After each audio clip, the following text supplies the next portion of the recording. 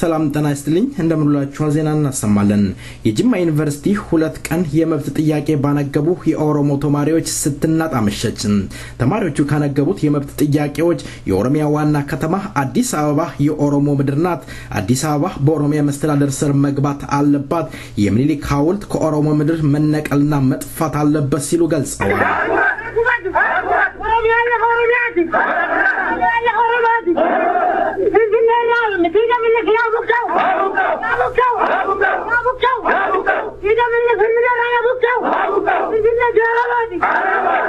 የኦሮሞ ገዳይ ለሆኑት ዘፈን መዝፈን በህግ ያስጠይቃል በታሪክ ያስጠይቃል እኛም እንፋረዳለን ብለዋል የጅማ ዩኒቨርሲቲ የኦሮሞ ተማሪዎች ቁም ነገር መጽሔትን በእሳት አቃጥለዋል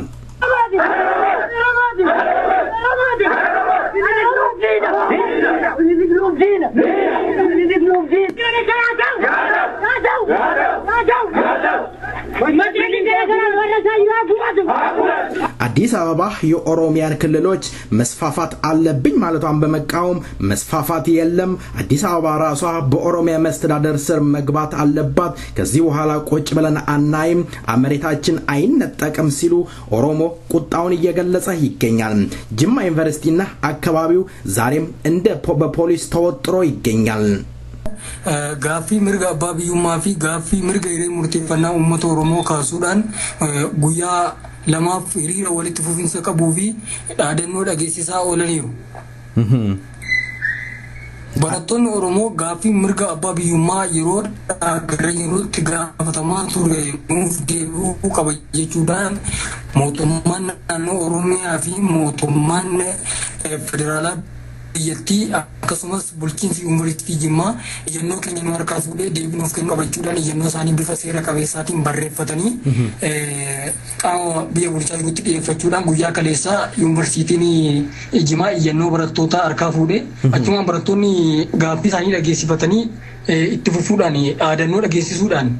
waraqaan asiin fuuldura maxxansi hin qoodamu kan ilmaan nafxanyootaa irratti ilmaan Oromoo maqaa balleessu maqaa xureessuudhaan tuffachuudhaan isaan arsanii barreessan mooraa sana galee ture mooraa yuunivarsiitii keessatti gootonni barattoonni Oromoo walitti qabanii abiddaan guggubanii. Abiddaan gubuun dhaadannoo dhageessisanii ilmaan nafxanyaa uummata keenya maqaa balleessuu maqaa xureessuu hin danda'anii kan xureessaa jiranis seeratti dhiyaachuu qabu jechuudhaan maxxansi hinquu jedhamu kan ilmaan nafxanyootaatiin dhaabbatee maqaa ilma namaa balleessuudhaaf jechoota taanitti fayyadamanii ilmaan nafxanyoota kan balleessaa jiran atattamaan nurraa cufamuu qaba. Namoonni kunis seeratti nu dhiyaachuu qabu. Asmaariin akka artisti Teedii Afroo jedhamu kan miilikiin faarsu kan waraanni miilikillee hoolii waariidha jedhee kan ittiin dhaadatu seeratti nuuf dhiyaachuu qaba kan jedhuun iyyata sana keessa jira. Inni kan biraa waa'ee dhimma magaalaa Finfinnee fi magaalota naannawaa Finfinnee jiran irratti dargaggoonni Oromoo yeroo ammaa kana gaaffii guddaadha kan isaan kaasanii jiranii. Magaalaan Finfinnee matumti isaa kan uummata Oromoof kan Oromiyaa keessa jiru waan ta'eef bulchiinsi magaalaa Finfinnee uummata Oromootiin to'atamuu qaba. Mootummaa naannoo Oromiyaatiin buluu qabdi. Finfinneeni magaalaawwan naannawaa Finfinnee jiran of danda'anii jiraachuu qabu malee Finfinnee jala galuun qabanii toora kanaan shirri dhiyeenya mootummaan biyya bulchaa jiru magaalaa Finfinnee to'achuuf magaalaawwan Oromiyaa keessa jiran to'atee of jala galchuudhaaf irratti hojjechaa jiru dhaabbachuudha qaba. Gurgurtaan lafa Oromoo irraa dhaabbachuu qaba. Ilmaan Oromoo karaa seeraan alaan hidhamanii mana hidhaatti dararamaa jiran waan mirga isaanii gaafatamaniif waan dhugaa isaanii gaafataniif mirga isaaniif jedhanii waan dubbataniif dimookiraasiidhaaf jedhanii waan dubbataniif mana hidhaatti ukkaamsamanii achi keessatti dararamaa jiru achi keessatti ajjeefamaa jiru gumaan isaaniis kaffalamuu qaba. Warreen hidhaa keessa jiran haal duree tokko malee gadhiifamuu qabu jechuudhaan qeerroon dargaggoonni Oromoo yuunivarsiitii Jimmaa haala nama boonsuun fincila diddaa garbummaadha kan gaggeessaatti jiru. Sagaleen keenya haa dhaga'amu, sagaleen uummata keenya haa dhaga'amu, mirgi uummata keenya haa kabajamuudha kan nuti jechaa jirru. Kunoo sagalee keenya አቶ ደቻሳ እንግዲህ አዱኛም ብየለፋ አዱኛን ዲሞክራሲ ሌሊሱ አዱኛም ምርገ ለማ ከበጀሙ ሌሊሱ አካን ውድርመቱ አካን ወጥ ይወርባኑ አቶ ደቻሳ እንግዲህ እንደገለጽክልኝ አንተ የቄሮ አባል ነህ። እንግዲህ የኦሮሞ ህዝብ ባሁን ሰዓት እያደመጠ ይገኛል። የምታስተላልፈው በጅማ ዩኒቨርሲቲ የተነሱትን ነገሮች የኦሮሞ ህዝብ የኦሮሞ ነጻነት እና የአሁን ባሁን ሰዓት አዲስ አበባ መስፋፋት አለብኝ የኦሮሚያ ዋና ዞኖችን ወደ አዲስ አበባ መስተዳድር ስር መግባት አለበት ማለት ብሎ እየተንቀሳቀሰ ይገኛል። የጅማ ዩኒቨርሲቲ ተማሪዎችም ይሄንን ነው እየተቃወሙ ያሉት። በትናንትናው ዜናችንም እኛ የአዲስ አበባ የኦሮሞ ዩኒቨርሲቲዎች ለተለያየ ለሀገሪቱ ጠቅላይ ሚኒስትር እንዲሁም ለዩኒቨርሲቲው ለክልል ፕሬዝዳንት እንደ ደብዳቤ እንዳስገባችሁ ሰምተናል። በአሁን ሰዓት በዙሪያው በአዲስ አበባ ዙሪያ ያለው ይሄ የአዲስ አበባ ዞን ልዩ ተብሎ የተጠራለው የኦሮሞ ክልል የህዝቡ እንቅስቃሴ ምን ይመስላል? የህዝቡ ምን እያለ ይሆን? ሲገለጽልን ለአድማጭ Kanaga kuni waan salba mootummaan ufuma isaatiin gonaadisa uummata keenyaa tuqee madaa uummata keenyaa tuqee uummata keenya lafti isaa irraa buqqee uummanni keenya naannawaa Finfinnee jiru sabni kamuu egaa qe'ee keenya irratti kabaja dhabnee otoo lafti keenya nurratti gurguramuu otoo mirga dhabnee jirru otoo aangoo dhabnee jirru egaa otoo salphifamaa jirru irrayyuu deebinee arrabsamaa waan jirruutiif jedhee uummanni keenya amma mirga isaa falmachuudhaaf ka'ee jira. Naannawaan Finfinnee uummanni haalaan dammaqee mirgi keenya nuufaa kabajamuu lafti keenya nurratti gurguramuu qabu dhalli keenya nu jalatti ajjeefamuu qabu waan mirga keenya falmanii barattoonni keenya manneen barnootaa irraa ari'amuu hin qabanii Finfinneen immoo teessoo mootummaa naannoo Oromiyaaf handhuura Oromoo waan taateef Oromoodhaan buluu qabdi. Bulchiinsi isaas harka keenya galuu qaba. Galiin achirraa argamullee uummata Oromoof ooluu qaba. Carraan dursaa in akkuma seera isaanii irratti isaan ofii isaanii dubbatan keewwata 49 lakkoofsa 5 irratti Finfinneen an Oromiyaati Oromiyaa waan taateef carraan dursaa uummata Oromoof eegamuu qaba jedhamee hawaan qilleensa irratti rarraafamee jiru kun gabbu'ee uummata keenyaaf hojjechuu qaba. Magaalaawwan Finfinnee naanna'anii jiran Finfinnee jala galchuu miti. Isaaniin Finfinnee jala galchuu miti. Finfinnee mataan isaa kan keenya waan ta'eef ofii keenyaaf bulchuu qabna. Haalli shirri kun nurratti hojjetamaa jiru kun immoo atattamaan nurra dhaabbatee mirgi kabajamummaa nuti mirgi abbaa biyyummaa Finfinnee irraa qabnu nuufaa eegamudha. Gaaffiin amma yuunivarsiitii Jimmaatti keessa kan naannawaa uummanni naannawaa Finfinnee jiran kaasaa jiranis kun uummata keenya biratti dhageettii guddaa argateera. Kanaafuu mirga keenyatu sarbame mirga namaa sarbaa jirra miti mirga eenyuutu hin buune nuti mootummaa eenyuu faana yoo wal lolaan jirru mirga keenya kabachiisuudhaaf immoo haal duree tokko malee eenyurraayyuu eeyyaman gaafannu kutannoodhaaf murannoodhaan gara fuulduraatti illee kan itti fufnee mirga keenya kabachiifannu ta'a. Hawaasni keenya karaa miidiyaa garaagaraatiin sagalee keenya dhagaa jiranillee kana dhaguudhaan kaatanii kan cina dhaabbatan booree baanneen teenyu booree ofirraa buusuu qabna jechuudhaan dhaamsa keenyallee dabarfachuu barbaadna. መልካም እንግዲህ እኛም ዘግበነዋል በድጋሚ ይሄንን ገልጸዋለሁ በአዳማ ገልሚ አባገዳ ውስጥ የኦሮሞ ድርጅቶች ወይም ኦፒዶ ለሁለት ተከፍሎ የወያኔ ከፍተኛ ባለስልጣናት የኦፒዶ አመራሮችን እዛ ያነጋገሩ እንደነበረና ስብሰባውም ያለ መስማማት እንደተበተነ ሰምተናል በአሁን ሰዓት እንግዲህ ምናልባት ቀሮች እዛው ከተማው ስለምትንቀሳቀሱ የኦፒዶ የኦሮሞ ልጆች እንቅስቃሴ ምን ይመስላል ኦፒዶዎች ምን ይሉ ይሆን በአሁን ሰዓት ምን ይያሉ ነው ያሉት የኦፒዶ ሁለት መከፈል እንደሆነስ ነው Isaanii illee ammallee nuti waamicha nuti goonee firraa kaasanii miseensonni OPDO yuunivarsiitii Jimmaa keessatti argaman iyyannoo galchuudhaan miseensa qeerroo taana nuti dhiifama nu godha uummata kana dhiifama gaafanna asiin fuuldura karaa dogoggoraatiin miseensa dhaamnu kun galiidhaan nu ga'a jennee miseensa taanee haga ammaatti nu sirfachiisaa jira haga ammaatti nu arrabsiisaa jira kanaaf mirga keenya kabachiifachuudhaaf nuti isin cina dhaabbanna jechuudhaan miseensonni OPDO yuunivarsiitii Jimmaa jiranillee cina jiru akka walii galaatti mootummaan naannoo Oromiyaa yoo mirga uummata Oromoo kabachiisade dhugaa uummata Oromoo yoodha hubachuu danda'e salphifamuu isaa yoodha hubachuu danda'e yoodha ta'e dhiyeenya kana Baardaar ispoortii wal dorgommii ispoortii shaampiyoonaa kan akka biyyattiitti gaggeeffamu magaalaa Baardaaritti gaggeeffamu irratti alaabaan mootummaa naannoo Oromiyaa hin gubate ijoolleen Oromoo achitti reebamanii haalli kun isaanitti yoodha dhaga'ame dhugaatti mirga akka hin qabne dhugaatti aangoo akka hin qabne yoodha hubatan ammallee nu cina dhaabbachuu qabu ammallee gara keenyatti goruu qabu ammallee waan dargaggeessi jechaa jiru dhaga'uu qabu wal dhaga'uu qabna Oromoon tokko taanee harka wal qabannee socho'uu qabna isaanillee isa kana hubachuudha qabanii ammallee isa kana dhaamnaa fi otoo kanarraan salphatii otoo kanarra salphinni caaluu hin dhufiin har'a waluu bachuu qabna waluu bannee wal faana socho'uu qabna jennee dhaamsa gochaa fi jirra kanneen nu dhaga'anii nu faana socho'aa jiran baay'ee galateeffannaa itti fufuu qaba adeemsi kun jechaarra እንግዲህ ብዙ ጊዜ እኛም የምንሰማው ነገር አለ የፊንፊኔ የኦሮሚያ ዋና ከተማ ነች እየተባለ ይወራል ከወሬ የዘለለ ነገር ግን ምንም ነገር ያያየን አይደለም በርካታ የኦሮሞ ተወላጆች እየተሰደዱ ይገኛሉ ድሮ አባቶቻችን ሲጸልዩ አውጣም ብለው ይጸልዩ ነበር ከሀገር አሁን ደግሞ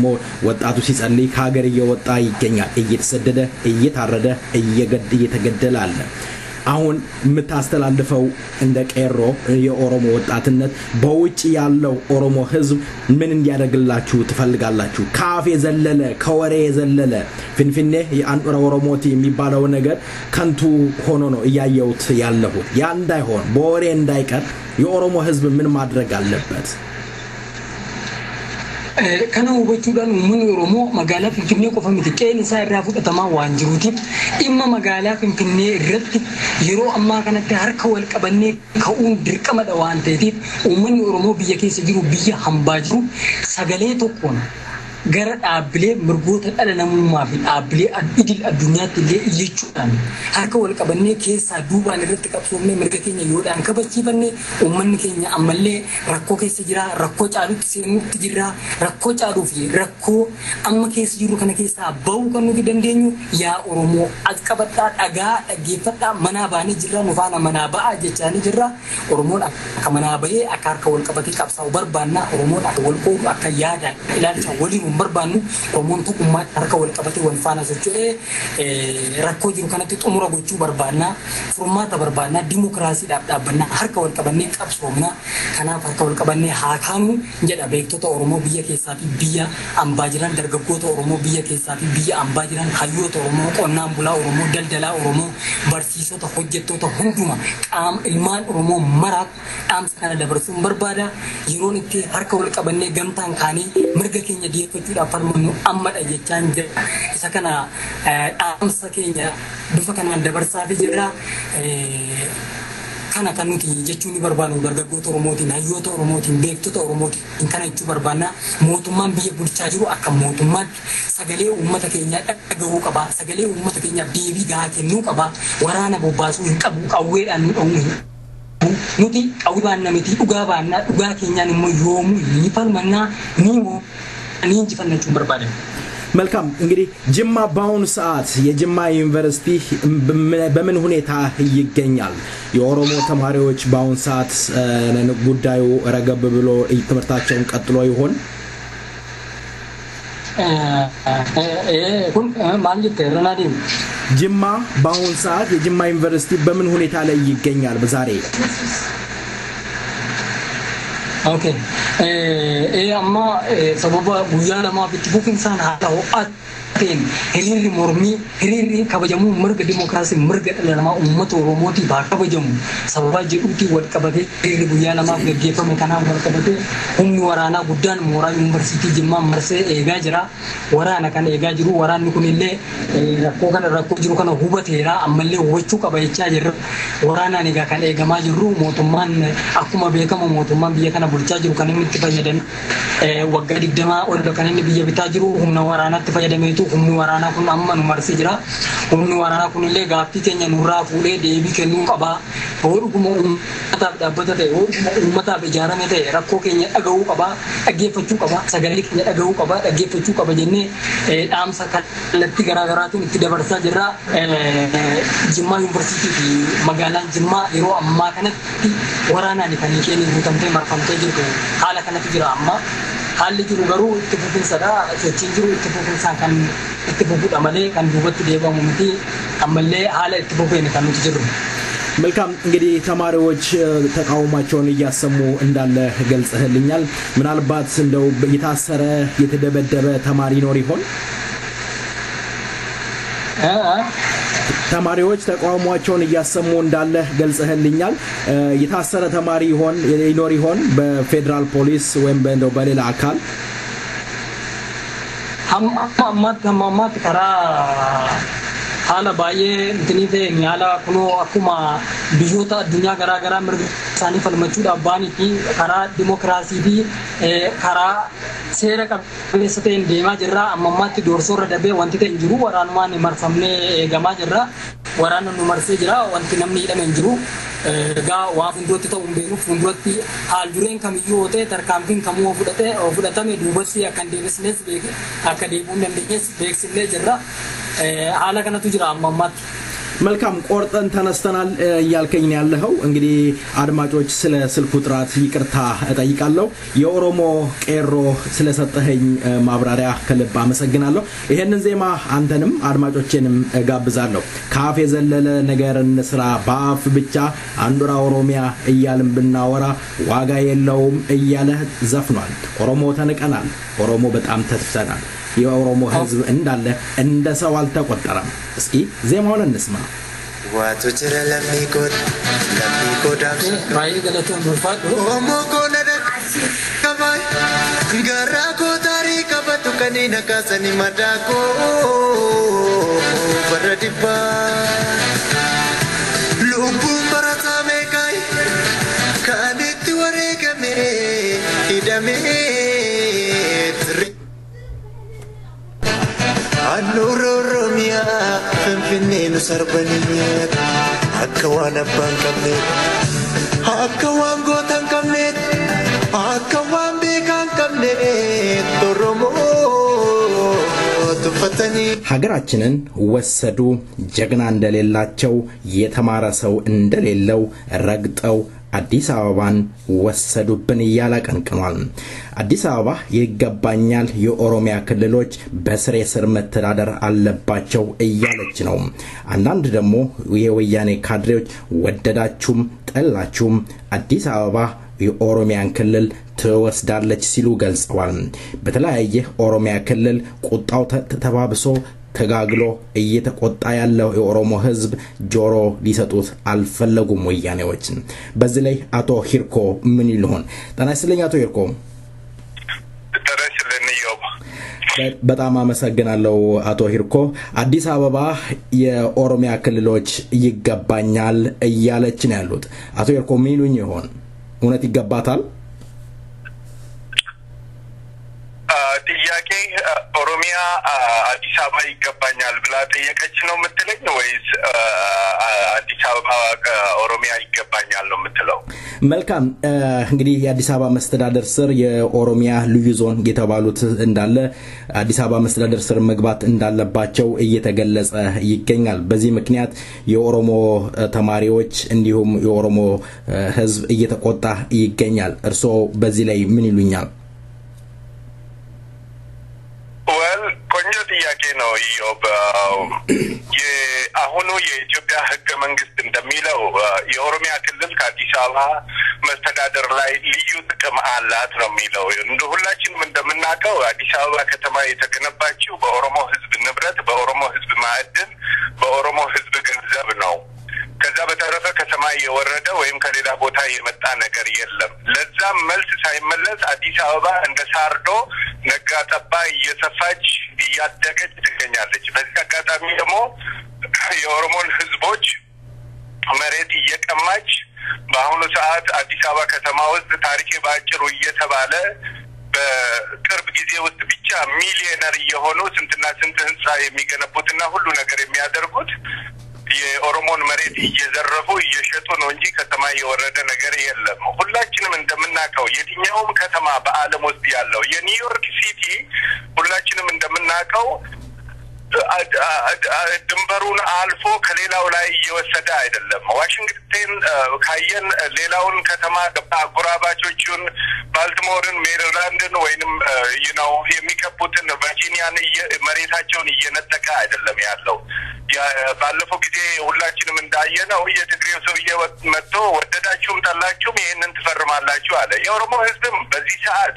መነሳት አለበት። የኦሮሞ ተማሪዎችም መነሳት አለባቸው። ይበቃል፣ በቃ መባል አለበት። ገባ? ውርደት ይበቃል። መሬት መቀማት፣ ንብረት መቀማት፣ ታሪክ መቀማት፣ ሁሉን ነገር መቀማት ይበቃል መባል አለበት። ገባ? ህዝቡ መነሳት አለበት። ይሄ ነገር እኛ አዲስ አበባ የኦሮሚያ ዋና ከተማ ነች። ፒሪየድ አልቋል። በቃ ምንም ነገር የሚያከራክር ነገር የለም። እነሱም በዚህ ጉዳይ ላይ የሚጨማለቁበትና ነጋ ጠባ አዲስ አበባን እያሰፉ የኦሮሞን ህዝቦች መሬት እየነጠቁ አሁንም ከ1.5 በላይ ሚሊዮን ኦሮሞዎች ሊፈናቀሉ መሬታቸውን ሊለቁ እነሱ ደግሞ ሚሊዮነርና ቢሊዮነር እንዲሆኑ እየጠየቁ ነው ያሉትና ኦፒዲዮችም በዚህ ጉዳይ ላይ ከህዝቡ ጋራ መቆም አለባቸው። ከህዝቡ ጋራ አንድ መሆን አለባቸው። የሚሰሩትን ነገር ለይቶ ማወቅ አለባቸው። የኦሮሞ ተማሪ መነሳት አለበት። የኦሮሞ ህዝብ መነሳት አለበት። ምሁራን መነሳት አለባቸው። ነጋዴዎች መነሳት አለባቸው። ኤኒ ፕሮፌሽን ውስጥ ያለው ኦሮሞ በዚህ ጉዳይ ላይ ይሄ የደም ስር ጉዳይ ነው፣ የልብ ጉዳይ ነው። በአንድ ሰው ከመሞቱ በፊት ሁሉ ህክምና ይደረግለታል። ስለዚህ አሁንም ይሄ በአይን የመጣ ነገር ስለሆነ የኦሮሞ ህዝቦች መነሳት አለባቸው። ይሄ ነገር ኢሚዲየትሊ አልባ አግኝቶ እንዳውም ኦሮሚያ ከአዲስ አበባ መስተዳደር ላይ ማግኘት የሚገባትን በህገ መንግስቱ መሰረት መጠቀም የሚገባትን ነገር ማግኘት አለባት ባይነኝ እኔ በዚህ ጉዳይ ላይ። መልካም አቶ ይርኮ እንግዲህ እንደ እርሶም እንደተናገሩት የወያኔው ባለስልጣን ወይም የአዲስ አበባ ተወካይ ሲናገር ከኦሮሚያ ክልሎች ጋር ተሰስሩ ወደዳችሁም ጠላችሁም መደረግ አለበት እያለን ያለው ኦፒዶ ለሁለት ተከፍሏል። ሌሎች ኦፒዶዎች ደግሞ ፈርመው ትክክል ነው ይገባል አዲስ አበባ ስር መስተዳደር ስር መግባት አለበት የሚሉም የኦፒዶ የኦሮሞ ተወላጆች አሉ። በሌላ በኩል ደግሞ ታሪካችንን አናበላሽም ያጠፋነው ከዚህ በፊትም የኦሮሞ ህዝብ ይቀር ይበለን እያሉ እየገለጹ በተለያየ መንገድ ይገኛል። አሁን ልጠይቆት የምፈልገው ከኦሮሞ ፖለቲካ ድርጅቶች ምንድነው የሚጠበቀው? ብዙ ጊዜ ሲነገር የምንሰማው ዘፋኙ የሚያለው ነገር አለ። የኦሮሚያ አንዱራ ኦሮሚያት እየተባለ ካፍ የዘለለ ነገር የኦሮሞ ህዝብ ሲጠቀም አላየንም። ከቤቱ ሲፈናቀል፣ ሲታሰር፣ ሲታረድ የተለያየ ነገሮች በደል ሲፈጸምበት ነው። ከዚህ የዘለለ ነገር የኦሮሞ ህዝብ ምን ማድረግ አለበት? ከኦሮሞ ፖለቲከኞችስ ምንድነው የሚጠበቀው? የኦሮሞ ፖለቲከኞች ሲቸግራቸው ብቻ ሳንቲም አዋጣ ከማለት የዘለለ ነገር ምን ማድረግ አለባቸው? ይሄ በጣም ቆንጆ ጥያቄና በጣም አስፈላጊ ጥያቄ ነው የምትጠይቀን ያለው ኢዮብ። ሁሉ ሰው መጠየቅ ኦሮሞ የሆነው 40 ሚሊዮን ኦሮሞ መጠየቅ ያለበት ጥያቄ ነው የምትጠይቀን ያለው። ከኦፒዲዮች ለመነሳት ከተፈለገ አይ ነው ሁላችንም እንደምናውቀው ኦፒዲዮ ለአንድ ፐርፐዝ ነው የተቋቋመው የዛሬ 24 ዓመት ደራ ላይ ሲተፈጠፍ ያው ሚሽናቸውን አኮምፕሊሽድ ለማድረግ ምኒልክ በጎበና የጀመረውን ኃይለ ሥላሴም ሌሎችም ያደረጉትን አኮምፕሊሽድ ለማድረግ ነው ግን this is 21st century በምኒልክና በጎበና ጭንቅላት ዘመን አይደለም ያለነው ገባ ስለዚህ ኦፒዲዮችም አይናቸው መክፈት አለባቸው ይበቃል በቃ ማለት አለባቸው ለታሪክ መቆም አለባቸው በታሪክ በህይወታቸው አንድ ታሪክ ሰርቶ ማለፍ አለባቸው ከሐሰን አሊ መማር አለባቸው ከጁነዲ መማር አለባቸው ከሞተውም ሰውዬ መማር አለባቸው አለማየሁ አቶምሳ ከሚባለው አትሊስት አንድ ነገር እንኳን አንዲት ወርድ እነሱ ፊት ለፊት ቆሞ ትክክለኛ ነገር ተናግሮ የሚመዘገብላቸው በህይወታቸው አንድ ነገር ሰርቶ ማለፍ አለባቸው ዝም ብሎ ብቻ እንደ በሬ ሆድ ሞልቶ ማደር ብቻ ሳይሆን የተወሰነ ታሪክን መስራት አለባቸው እና ወደ ኦሮሞ ትግሎች ጥያቄ ተመልሰው የኦሮሞ ህዝብ እኮ የሌላው ጥላቻና እንደሚወራበት እኮ ሌላ ነገር እኮ የለውም በቃ ራሱን በራሱ ማስተዳደር አለበት ኦፒዲዮም ቢሆን ቢያስተዳድር ማንንም የሚጠላው ሰው የለም በትክክለኛ መልኩ የኦሮሞ ህዝቦች ባይታሰሩ የኦሮሞ ህዝቦች ባይደበደቡ በቂያቸው በቋንቋቸው በባህላቸው ባይዋረዱ ኦፒዲዮ ላይ ያለ ማንንም እኮ ከኦፒዲዮ ጥላቻ የለውም እኮ አንድ ሰው ነው መሪ መሆን የሚችለው 40 ሚሊዮን ሰው መሪ መሆን አይችልም ይሄንን ኦፒዲዮችም መረዳት አለባቸው ማወቅ አለባቸው አሁን ደግሞ በቃ ማለት አለባቸው በተረፈ የኦሮሞ ድርጅቶች ይላልከው ነገር ዘፋኞች ብዙ ጊዜ ዘፍኖታል ተኩማ ሁላችንም እያለን ያለነው ይሄን ነገር እነሱም አተውት አይደለም አሁን ነገሮች በሙሉ ወደ ኋላ ቀርተው ወደ አንድነት ተመልሰው በአንድነት ይሄ በኦሮሞ ህዝቦች ላይ የሰፈራውን ግፍ በኦሮሞ ህዝቦች ላይ እየተንጃበበ ያለውን ሞት የዘር ማጥፋት የንብረት ዘረፋና የአገር ቅሚያ ማቆም አለባቸው ገባ ወደ አንድነት ተመልሰው በዚህ ጉዳይ የማይስማማ ድርጅት ያለ አይመስለኝም በውስጣቸው ያለውን ነገር በአፋቸው አውጥተው ልባቸውን ከፍተው አእምሮአቸውን ከፍተው ወደ አንድነት መጥተው በአንድነት ቆመው ይሄንን ግፈኛና ደም መጣጭ የሆነውን ስርዓት ማስወገድ መቻል አለብን የኦሮሞ ህዝብም ደግሞ ከመሪ ድርጅቶቹ ጋር በመቆም ሌላ እኮ ምንም የሚያጠያይቅና የሚያከራክር የለውም እኮ የኦሮሞ ህዝብ ራሱን በራሱ ማስተዳደር አለበት በቋንቋው መኩራት አለበት መናገር አለበት የንብረቱ የኢኮኖሚው አስተዳዳሪና ተቆጣጣሪ መሆን አለበት በቄው ላይ መዋረድ የለበትም በቤቱ ላይ መዋረድ የለበትም ወጥቶ በሰላም መግባት አለበት በዚህ የማያምን የኦሮሞ ድርጅት ያለ አይመስለኝም ስለዚህ እነሱም ከገቡበት ገባ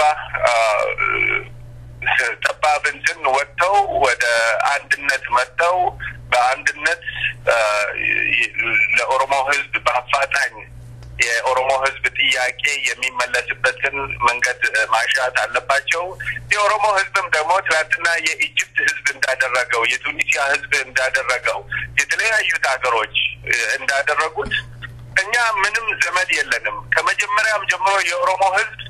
በኦፒዲዮ እኮ በእርዳታ ስለቆመች እኮ ነው እኮ ምንም ኢፌክቲቭ መሆን ያቃታል ስለዚህ በራስ ላይ የተደገፈ ትግል ስለሆነ የምናካሄደው ካለ ኦሮሞ በስተቀር የኦሮሞ ድርጅት ምንም እርዳታ የለውም ከየትም ቦታ ይሄ የታወቀ ነገር ነው ስለዚህ የኦሮሞ ህዝብ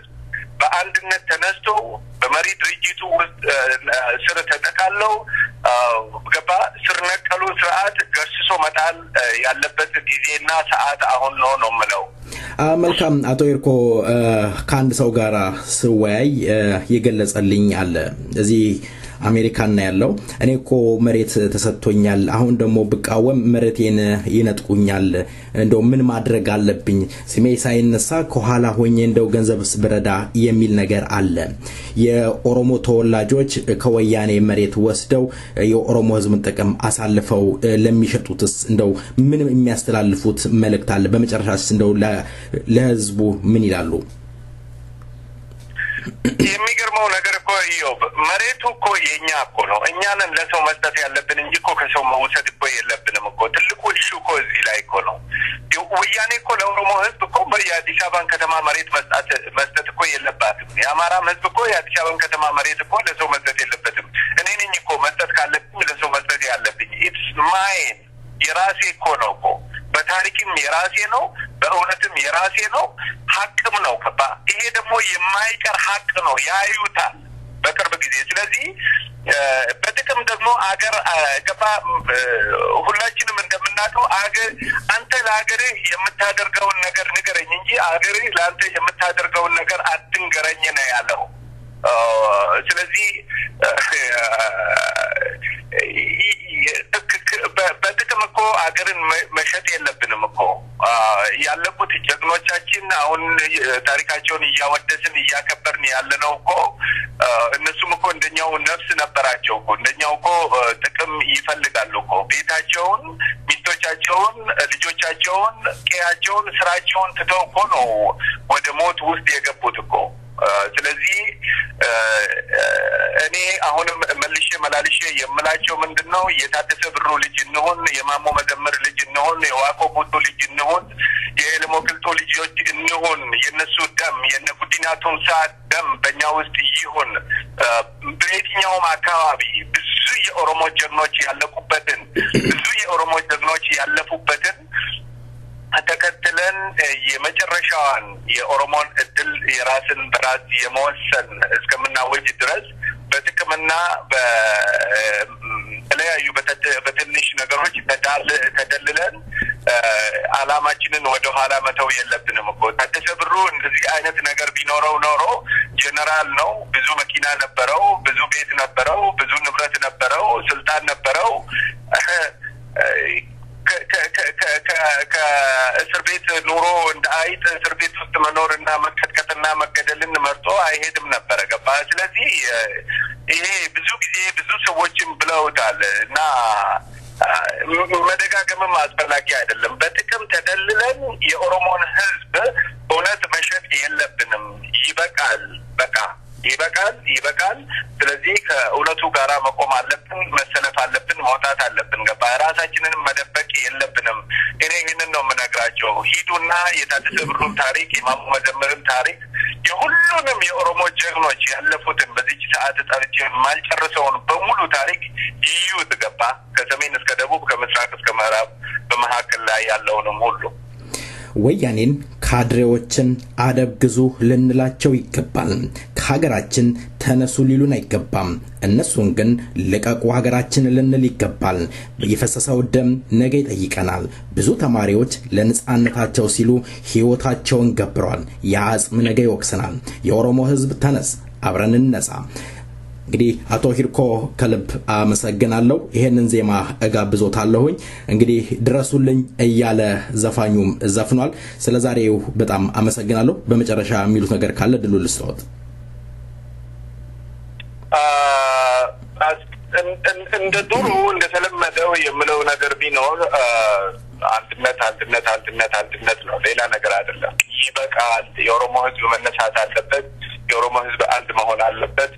የኦሮሞ ህዝብ ተባብሮ በላው ላይ የሰፈረውን ይሄንን መጣጭ የሆነውን ስርዓት አስወግዶ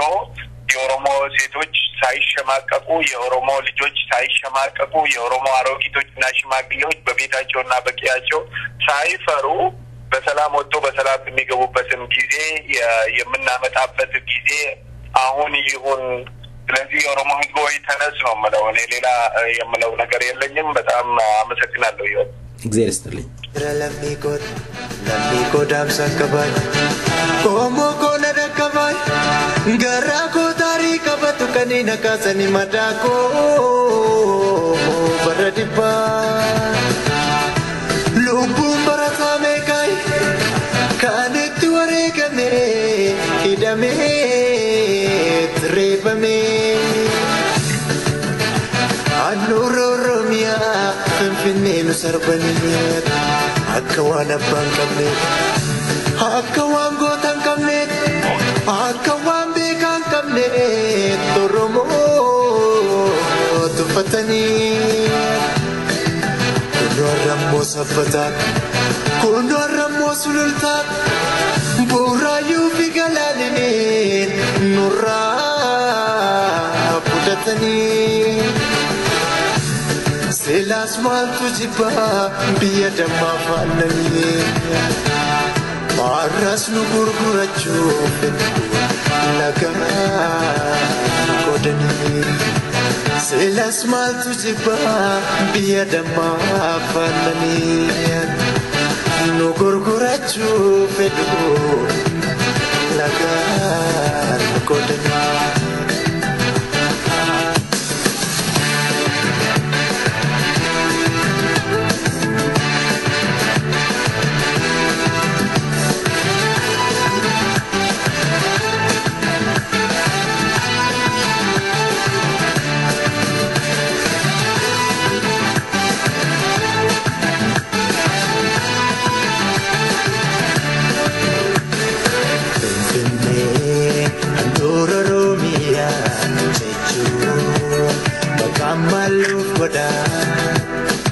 Ergam baratamne keessatti afaan saba guddaa afaan Oromoodha. Ilmaan manaa biyya keenyaa hin kenninu murreedinaa Burraayyuuf sabbataa gamaa galaanis keenyumaa. Finfinnee handhuura Oromiyaa Kamaluuf godhaa Ergam baratamne keessatti afaan saba guddaa afaan Oromoodha. Hin barbaannu maqaa biraa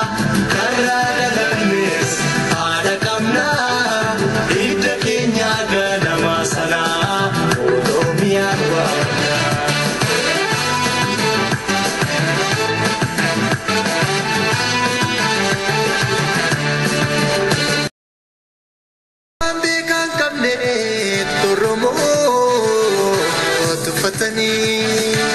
Kunoon rammoo sabbataan Kunoon rammoo sulultaan Bu'uuraayyuu fi galaaniniin nurraa budatanii Seelaas maaltu jibbaa biyya dammaa faallanii Maarras nu gurgurachuuf lagaa godhanii Seelaas maaltu jibbaa biyya dammaa faallanii Nu gurgurachuuf lagaa godhanii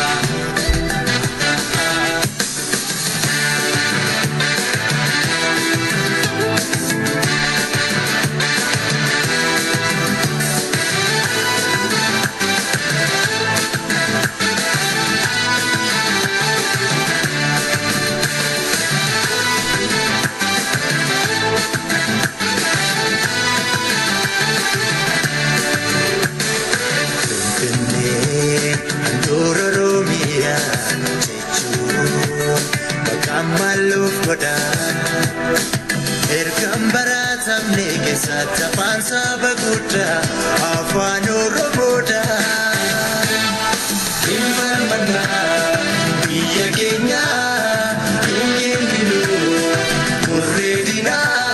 Burraayyuuf sabbataa gamaa galaanis keenyumaa. Finfinnee handhuura Oromiyaa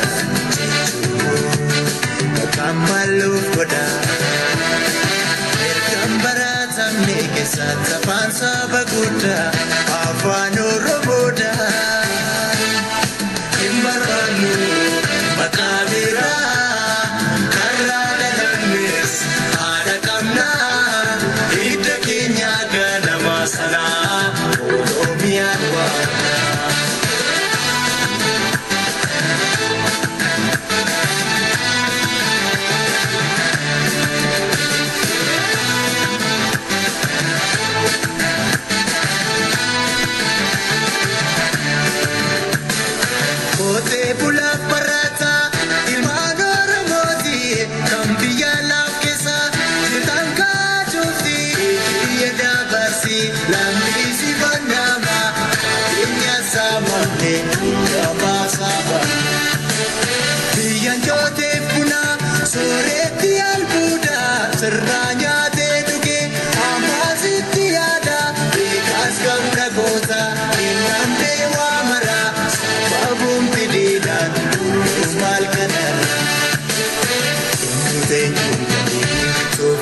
mungkina Inkenne numure Notis biya kina Uruna matira Kaiya urumu Walgagala maka Katim barana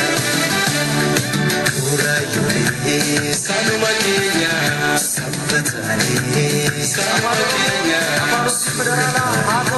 Sanuma kenya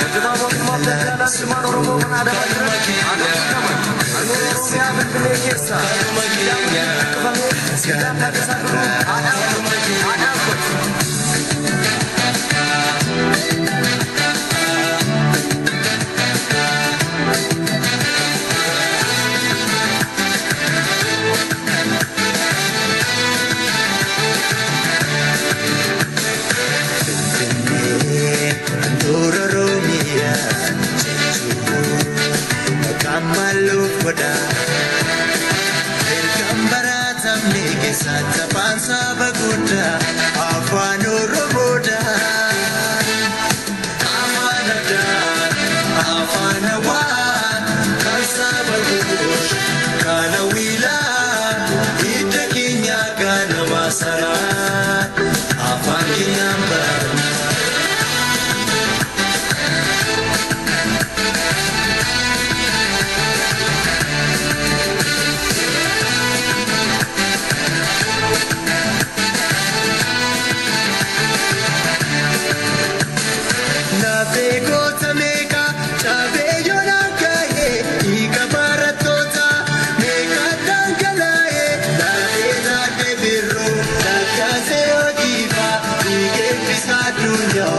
Save Kamacho Ninkendino Murre Waluma Falmana Senanu Kapata Nuku Jarasana Tire Damuse Yakama Bagani Katisa Pasako Udadi Mata Anandin Sakti Oman Kamikani Nukesi Ofe Garansani Sanyingota, Ortin Wakoto, or solo digit, or mega gato. Ayakan say,